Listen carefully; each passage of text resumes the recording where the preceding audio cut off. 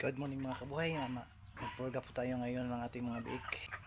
Ito po itong mga biik natin. Yan ang mga biik natin po mga kabuhay.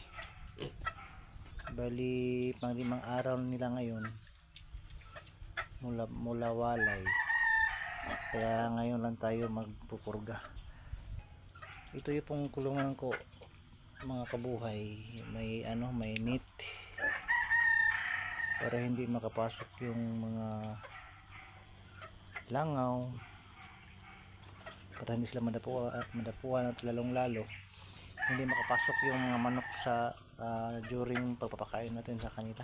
Pero may nakapasok. Yun mga kabuhay, may nakapasok. Kunin natin yan ngayon. Magpupurga po tayo ngayon mga kabuhay. Ang gagamitin po natin na purga ay